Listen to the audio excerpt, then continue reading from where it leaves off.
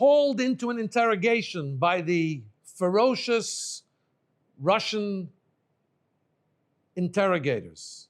The previous Rebbe, Rabbi Yosef Yitzchak Schneerson, was seated in front of a row of interrogators who, besides for the weapons they had on their belts, each had an ominous gun, handgun, in front of them.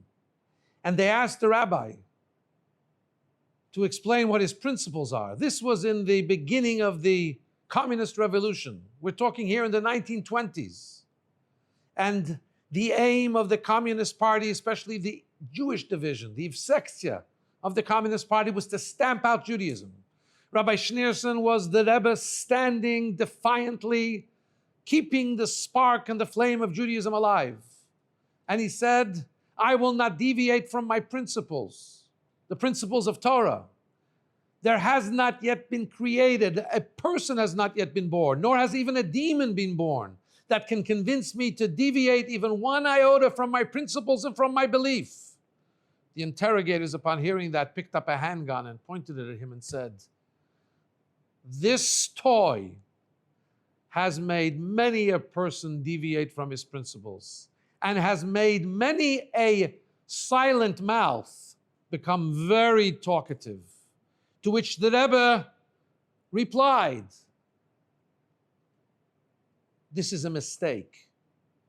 You are mistaken. This toy can only instill fear into somebody who has more than one God and only one world.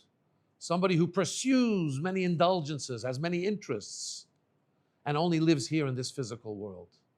I have more than one world. I have only one God. Nothing will take me away from my belief in God and from my principles. These words, said in the most ominous of places, in the infamous prison of Spalerke, ring loudly and clearly. Ultimately, on the 12th of Tammuz, which we're celebrating this week, the Rebbe was released from prison.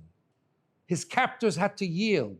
Incredible international pressure to which the Russians usually wouldn't have yielded, but miraculously they did.